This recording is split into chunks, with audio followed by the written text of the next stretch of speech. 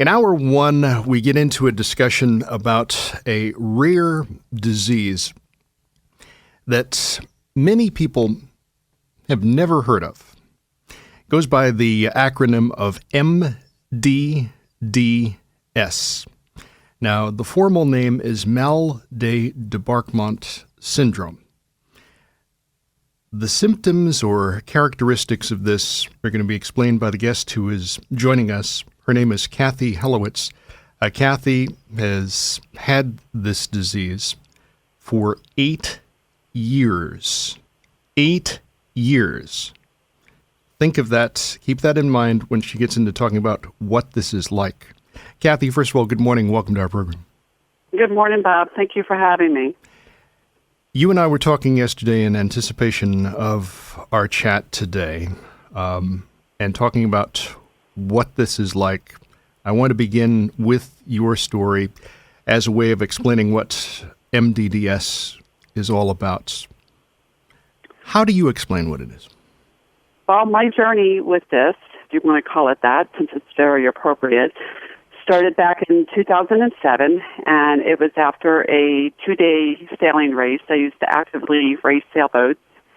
And after the race, a couple days later, I woke up one morning and with this unusual sensation of kind of rocking and bobbing and very disturbing, and went to the doctors and kept using the word dizzy because I didn't know what else to use, and kept getting kind of shuffled around because no one knew quite what it was because back in the day, or, a long time ago, it was known as a cruise disorder. So even though I had been on a boat, but I hadn't been on a cruise ship, it was dismissed that I would have had MdDS. And of course, nowadays we know that's different. But, when this all happened to me back in 2007, it was a very long, journey for me trying to get a doctor to diagnose it, trying to get medication and trying to get help because it was not a typical thing that I did, even, like I said, even though it was a water-related activity.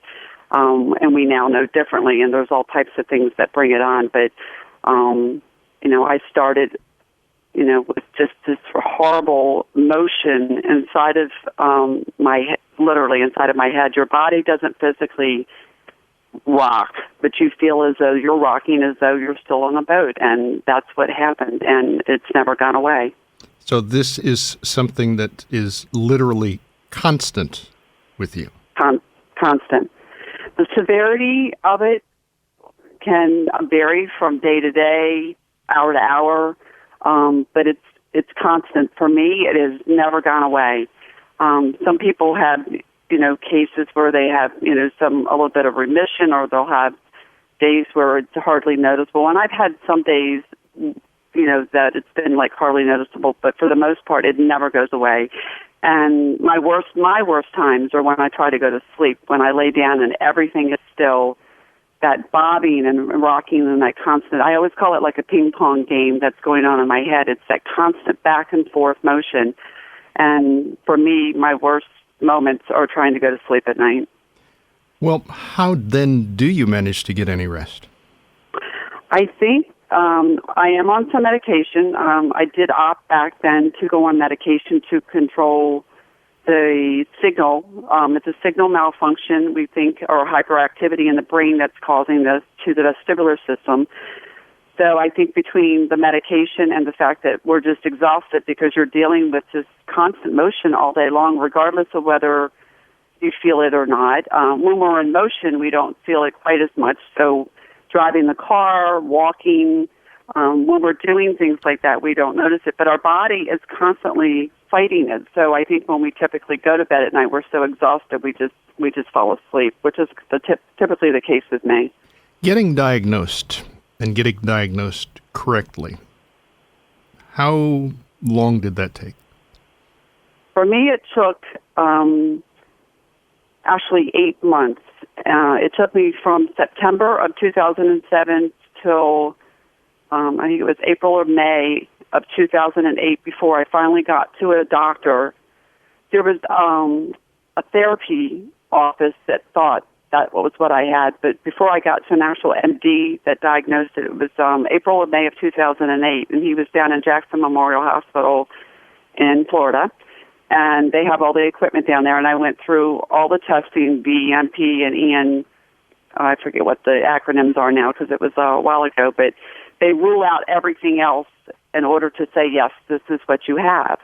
And that's what he did. And, of course, I was on the medication, and he said, well, there's really nothing we can do for you. So I got the diagnosis, but then was told there's nothing we can do. So I was sent home essentially, with a name, but no help. And that's when I reached out and found the foundation that I now belong to. And we had set up lots of support systems and support ways for people to find us online. So back in 2007, it wasn't as prevalent, but I was able to find a foundation. Today, it's much more out there because we're constantly trying to raise awareness, and people were getting diagnosed with this. It's a very rare disorder, but there are thousands of people that do have this. So it's changed over the years, and we're fortunate for that. Now, let's go back a moment. When you mentioned about being sent home, you've been given this diagnosis, yet the doctor says there's nothing we can do for you. What's going through your mind? Well, that's when you have to take it and you say, if this is what I have, then I'm going to learn a way to live with it. Mm-hmm. And that's what I did. And in addition to that, I thought, I'm going to raise awareness as well, because I went through such a tough road trying to get diagnosed and trying to get a doctor to understand that it wasn't in my head and it wasn't depression and it wasn't anxiety, that this was a real sensation I was feeling. And at that moment, I just said to myself, if this is what it is, then I'm going to do something about it. And that's what I've been doing for the last 8 years. When you said about getting a doctor to understand that it's not depression, it's not anxiety, how tough was that? That's extremely tough. And it's extremely tough for women because the typical age group years ago was known to be between 40 and 50, so they assumed it was something, just that we were going through at that age. And it's extremely difficult to get a doctor to understand that it's not a cause of, that what we're feeling isn't caused by anxiety or depression. We get that along with this. You get very bad anxiety when you first get this because you don't understand what's going on with your body or with your mind. It's very haunting, and I use that word because this disorder was actually written about back in 1796 by Erasmus Darwin after some journeys, and I always go back to his quote because he uses the word that once you've noticed this motion of once you've become in your sleeping and walking elements, once you've gotten off of the ship or carriage, that the motion literally haunts you. And that word is very true. It's a very haunting thing that this is because it's so disconcerting. It's so foreign to have this motion going on when you know that you're not literally in motion. If that sounds,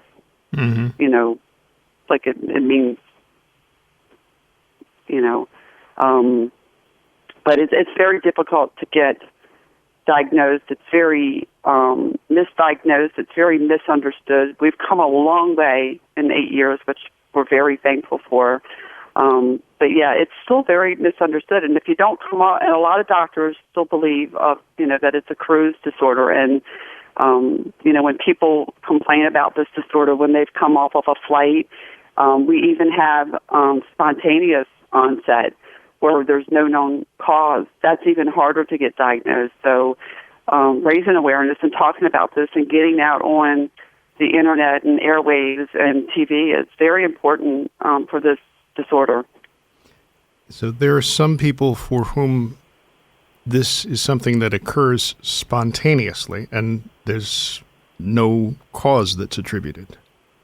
There's nothing they could pinpoint it to, correct. There's been, there's probably something that might have happened, a month previous to maybe their onset that might have brought it on, but there can be a time lag in between something that was done and when it comes on. I had a week between onset, which is unusual. Usually when you have it, and I have had it before. I used to actively race sailboats for many years, and there were many times that I would get off the sailboat and that night I'd be, in the shower trying to take a shower, and I would feel like I was still rocking on the boat. But there's other times where it would be, days or weeks later where you would kind of feel that sensation. So for some people, there's no known onset. They couldn't think of anything that would have triggered it. So, but the research that's being done now, it's starting to point to there's some areas of, the brain where there's some hyper or hypoactivity. We don't know why, which is why this is so hard to diagnose. And of course, that's the reason why there's no cure. There's just because there's no known cause at this point. They don't know what's really causing this yet. We're going to talk more about that, the research, talk about the Foundation's work as well. We're talking with Cathy Helowicz and talking with her about MdDS, which is Mal de Debarquement syndrome. And it's an interesting discussion because there are a lot of things that Cathy is sharing with us that probably strike a chord with some of the people who are listening to our discussion today. In a way, this is kind of a hidden illness. And Cathy, you had used those words to me yesterday when we were talking. Do you love listening to your favorite podcast on Play.it? Sign up today for the Play.it newsletter to receive monthly updates on new podcasts, notable guests, trending shows, and more. Sign up now at playitnewsletter.com. That's playitnewsletter.com. Hear what you've been missing. We're in discussion with Cathy Helowicz and talking with her about the topic of MdDS. Now, a lot of you have never heard of MdDS, and the MdDS stands for Mal de Debarquement syndrome. Cathy has been dealing with this for 8 years. She said she'd had it before, but the symptoms associated with this, similar to a rocking, bobbing sensation on a constant basis. Just think of what that is like. You're sharing an awful lot with us. When you talked about research earlier, I'm thinking about a couple different things. You mentioned the foundation before, the MdDS Foundation. And thinking about the foundation's work, I'm thinking about the fact that because this is a rare illness, what's it like, A, trying to get the message out about it, and B, trying to get research going, and then I guess C, which is always the magical issue for nonprofit organizations, trying to raise money? Well, as you just kind of hit on, all three of those things are very difficult. It's difficult with a well-known disease. It's even more difficult with a rare disease, as MdDS is. Those are our biggest hurdles and obstacles is, number one, finding someone to research it, raising the funds, which means we have to raise awareness, and then finding, someone to research it. So we have a few doctors currently that are researching MdDS. We've been fortunate for that. And ironically enough, it's the doctors that we have, they've either, like Dr. Chaub, who is came to us through UCLA, and the founders of our organization, Roger and Marilyn Jocelyn, who live up in Pennsylvania, had been contacting when Marilyn came down with MdDS herself, and I'm not sure how long it's been at this point, probably 15 to 20 years ago. They started the foundation and started contacting doctors to make them aware of what she had and trying to get a cure for it. And they had been in contact with Dr. Bilal out at UCLA, and at that point, at that time, he had a research person under him, Dr. Cha, who had actually experienced a bout of MdDS. And so she became interested. They asked her if she would be interested in starting research. So our first research, that's how that started. And about that same time, we were also contacted by, luckily, an anonymous donor who was interested in doing research. So we feel that whoever that was also had someone who was dealing with this disorder as well. And that's essentially how we got things started back in 2008, which was a year after I was diagnosed with it. So that first started it. But it's been very, very tough getting awareness, getting on TV, getting on radio, doing newspaper articles. Like I said, we've come a long way in 8 years. I've really, jumped up on the bandwagon, like I said earlier, that when I realized this is what I was going to have, I was going to surely do something about it. And luckily where I live here in Jupiter, we have the Scripps Research Center that opened up. I've been able to go over and talk to the heads of the neurological department over there because a few years ago, NIH finally did classify this as a rare neurological condition. So in many ways, that has helped us get to the right doctors to look at this. And then around the time that Dr. Cha started her research, Dr. Clark at Ohio University contacted us. And again, it was because he had a colleague that also had MdDS. And then he applied for some small grants through the foundation because at that point we had some funding that was given to us by the donor. And of course, it's constant fundraising. And it's an all-volunteer organization. All of us who volunteer all have it. So the people that are doing the work are the people that are struggling with this disorder as well. It's very hard. It's very taxing. And, we get a little bit of help through NORD, with getting the word out there. But unfortunately, there's over 7,000 rare diseases, and, everybody's dealing with the same thing. So it's very difficult to get doctors interested in researching a disease that, maybe less than 10,000 people have, but it's still very, of course, to us that have it, it's very debilitating, and we want to do everything we can to get the research going and get a cure. What's the website, by the way, for the foundation? The foundation is www.mddsfoundation.org. We also have a large Facebook support group, which is MdDS Foundation Friends, for people who have it, who can join in and talk with others who have it. It's a very good support group. We have a Yahoo support group. So the foundation, through the years and through people stepping up to be on the board and to volunteer for the foundation, we've set up Twitter accounts, the Facebook accounts, a bigger and better website, a blog. We've really, and Google has given us some grants to put us in for searches so that when people put in the word dizziness, because when you first get it, you don't quite know what to call it. And a lot of people say, I feel dizzy, which leads you in the wrong direction when you're going to a doctor. So there's lots of hurdles that still have to be overcome. So we know there's a lot of people out there that are still misdiagnosed with this. The importance of social media, and as you just mentioned, a couple of different examples, why is that so key in, I guess, assisting or helping the people who are dealing with MdDS?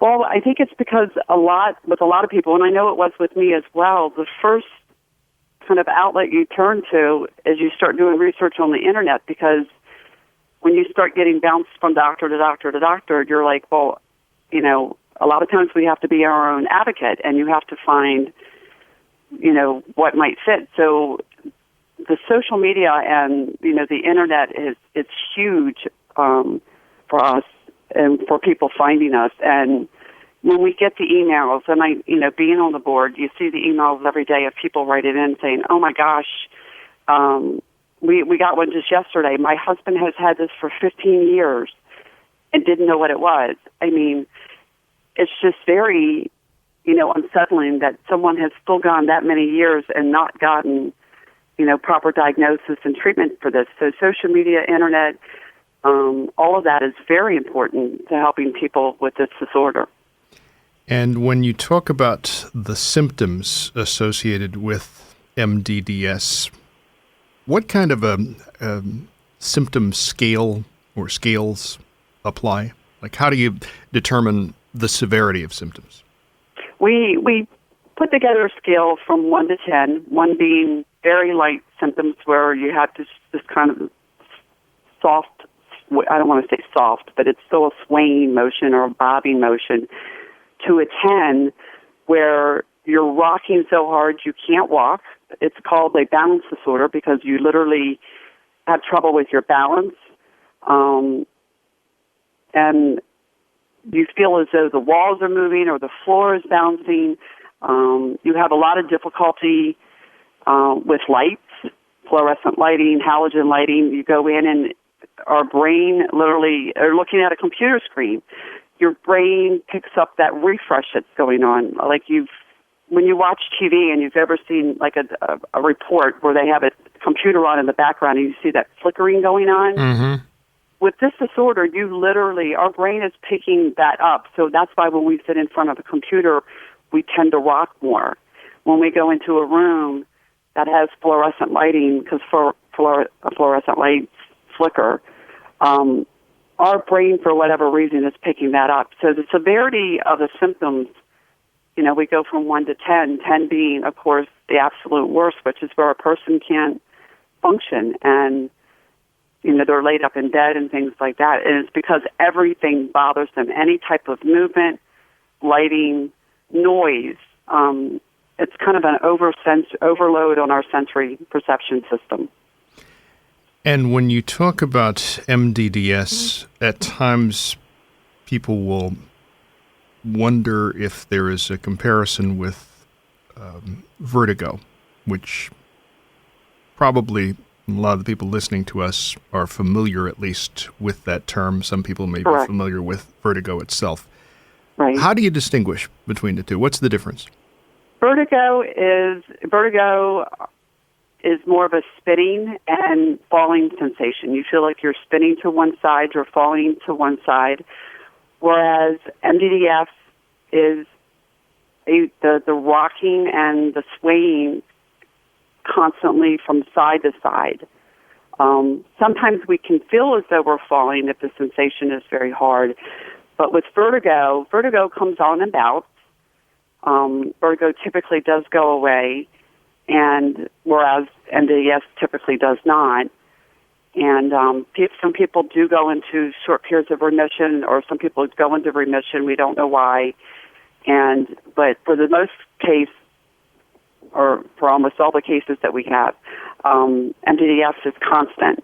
So the difference between the two would be that vertigo is more of a falling sensation, and it does go away, and after a short bout. Whereas MdDS is a constant feeling of this rocking, and we feel better in motion. Whereas with vertigo, I believe you don't feel good doing anything. Whereas with MdDS, we feel better when we're in motion, when we're driving a car, when we're walking, which is one of the telltale signs that it is MdDS, which is one of the things that we tend to ask people when they join, and we're like, well, do you feel better when you're driving your car? And when they say yes, then it's most typically MdDS that they have, and it's not one of the other vestibular issues. How does weather affect it? Weather affects, for me, it affects me a lot. Weather changes, barometric changes. When we have storm fronts move through the area, the pressure, because our vestibular system is always on overdrive, because it's always heightened because of the signal malfunction, this constant rocking. When weather systems move in, I have pounding in my head, pounding in my ears. It makes it some days, especially in the winter down in Florida, when we get the cold fronts in, because the two pressure fronts hit each other, for me, it can literally put me in bed until the front passes, because I just can't handle the pressure or the motion. It becomes overwhelming. What's going to a concert like for you? You were telling me about this yesterday. Concerts, movie theaters, again, it goes back to a sensory overload, surround sound. I don't go to a theater. You have the staggered seats, you have the large screen, you have the surround sound, and immediately when I go into a theater, it's just overload for me, and I start to rock almost uncontrollably. It's very hard for me to go to a theater. If I go to a noisy restaurant, luckily living in Florida, I get to sit outside, which I can do. And it depends on the day, too, of how bad my symptoms are. If I have very low symptoms, I can tolerate a little bit more. If my symptoms are up, I can't tolerate things.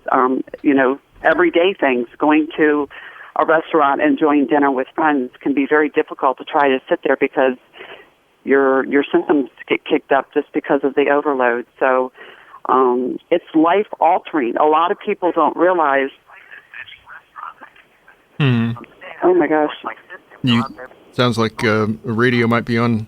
Or no, for some reason my phone kicked off, and I'm not sure why. All right. All right. And I can't get it. Well, perhaps during our sports update and messages. You got rid of the phone real quick. I'm not sure what Google's doing there. Siri decided to talk. Anyway, I'm sorry. But yes, it's life-altering, and that's one of the things, we try to get out there with the awareness. Do you still need to take a break? Yes, we're going to take a break for a sports update and some messages. We're talking with Cathy Helowicz, who is talking with us about MdDS and sharing information. The foundation's on the web at MdDS Foundation. That's all this one word, .org. Play.it is your podcast network for over 350 best-in-class shows. Wow. It's that good. Get your fill of sports personalities like the guys from Deadspin. There's a lot going on here. Yeah, it's really something. Hear the latest news headlines. Tonight on 60 Minutes. Fashion and entertainment. All access pass to stylish ideas. Business and tech. Tell the gritty stories of entrepreneurship. And something for every interest. This is Bob Vila. I'll help you with your entire home improvement journey. Hear what you've been missing at Play.it. Cathy Helowicz is talking with us on our program. We're talking about the topic MdDS, Mal de Debarquement syndrome. It's a rare disease, but some of the symptoms that Cathy has shared with us, I'm sure, strike a chord with some of the people who are listening to our discussion today. MdDS Foundation, that's all as one word, .org, the website for the foundation. Now, one of the things that I want to ask you about as well is, in your work, part of what you do is you work as an author. But yeah, you mentioned, about the computer and what that's like.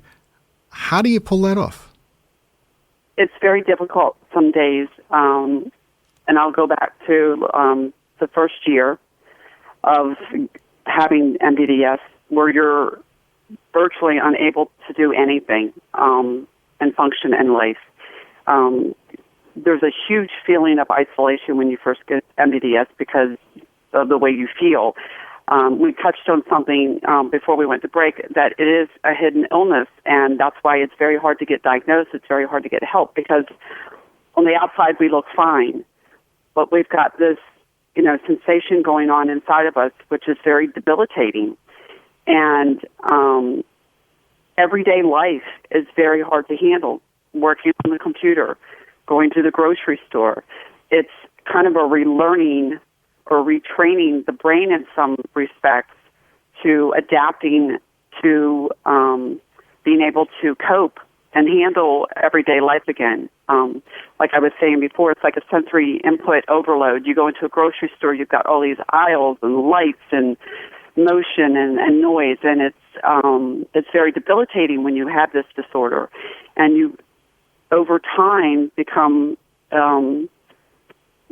relearn. Your brain becomes relearned to handling it again. So the more you do things, the more you're able to cope with it. But you go through a very long period of time trying to just figure out what works for you in life, what you can do, what you can handle, and what you can't handle. There's days, like you mentioned, I'm an author, and I'm very behind on projects because there's days I cannot sit at the computer, even now after 8 years.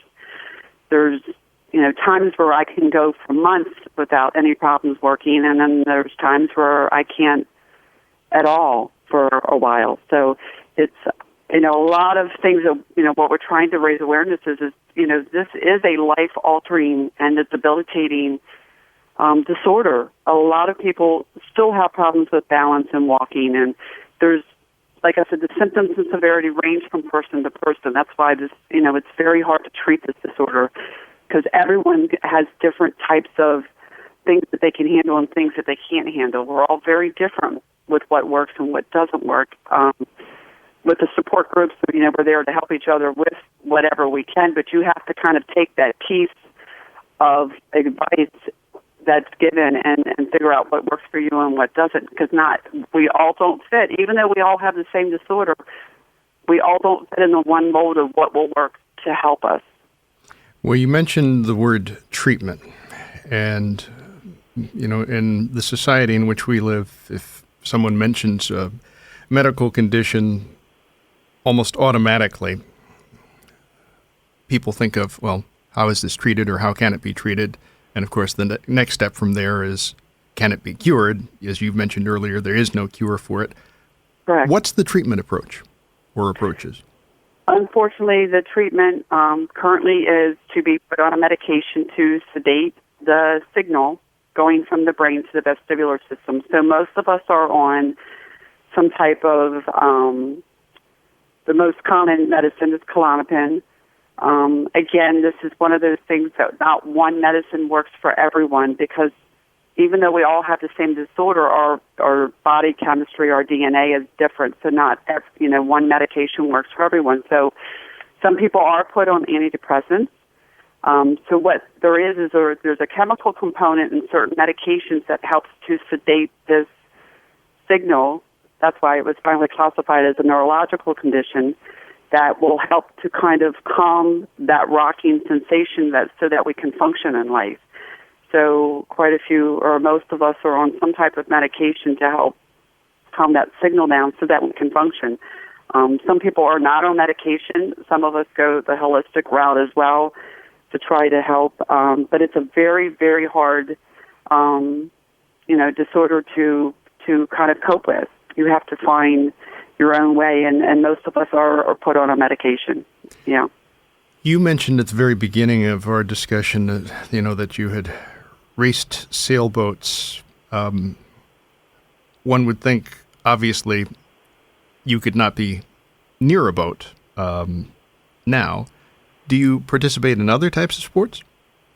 Not like I used to. I used to be very active, which is why, and not that this isn't hard for everyone, but and it goes back to the feelings of isolation. That first year I cried every weekend because my friends were all out doing the things that I wanted to do, and I was kind of stuck sitting at home because I couldn't cope with this motion. But I was very active with racing and sailing. I do the word softer, as I used yesterday, softer activities. I can go to the beach and I walk the dog now and ride my bike. I don't do huge bike trips like I used to. I used to go to, back roads and do these 50-mile-a-day bike trips and things like that. Whether I could handle those or not, if I maybe, worked at it, because I found what I had found works for me, that the more I do something, the more I adapt to it and the less symptoms kick up. So if I want to go swimming, I'll swim every day. And then after a few weeks, that sensation of the symptoms being worse won't be there. So I have found some activities, that I still do, but I don't race sailboats anymore. Would I go out on a boat? Yeah, I have on occasion to go out for the day, because I've learned over the years as well for myself that even though the symptoms might kick up for a day or two, and I might have difficulty sleeping, that eventually things will settle down again. And that's one of the hardest things for people to go through in the beginning when they get MdDS is that fear of the symptoms when they kick up, because you don't know whether that's what it's going to be. And for some people, they do kick up and they stay there for a long time, and for other people, like myself, they settle back down a little bit. So there's a constant fear when you do things that you don't know whether you're going to be stuck at that level of severity at that point. And that was it's a very big learning curve for most people when they first get it, because you don't know what your next day is going to be like or your next hour, and it's very scary. And what is it like for you doing, the level of outreach, public speaking that you do, and how is it now compared with when you first started doing it? As far as how hard it is, or how I feel about, or both. I've always been a very determined person, as I told you yesterday when we spoke briefly. Mm-hmm. And when I realized this is what I had, I just started knocking on doors. And it was difficult to get people to understand, and even to want to have you on the TV, because it's a rare disorder and not a lot of people have it. So why would we be interested in taking up time to talk about it? But it's important. And so I just kept knocking on doors till the doors opened. And as the doors opened, it got a little easier to get people to pay attention or to want to do something about it. And they saw me. I was very active in the community. I got very active, once I couldn't be physically active, I got very active in the community. And the more active I was in the community and people got to know me, the more they became interested in knowing what this disorder was. And that helps out quite a bit, too.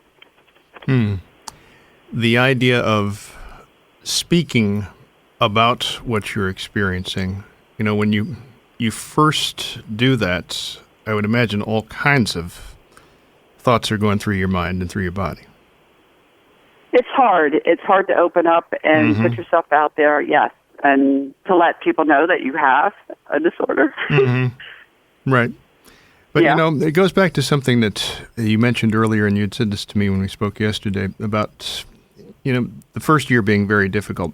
And you said that you choose what you can and can't deal with. Correct. And I thought those were very perceptive words because, again, a lot of people will think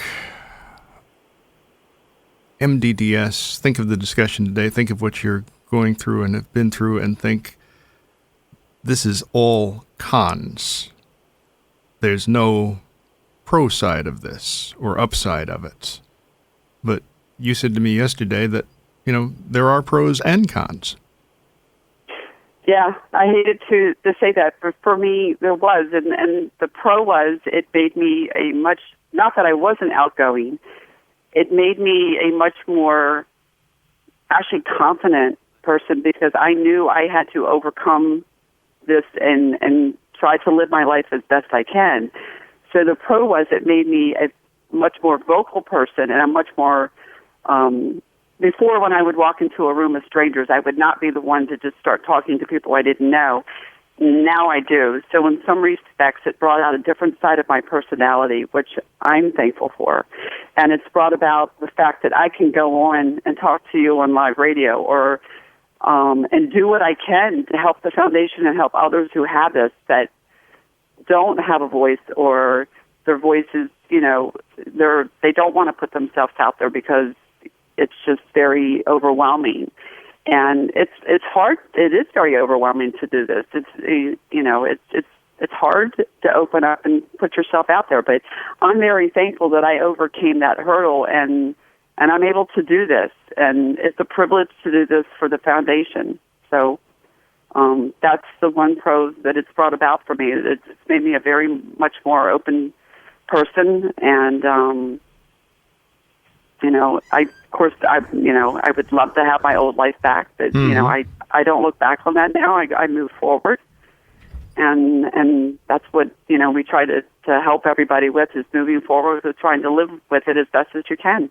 Cathy Helowicz talking with us on our program on The Fan this Sunday morning, talking with us about MdDS, MdDS Foundation, all as one word, .org, the website for the foundation.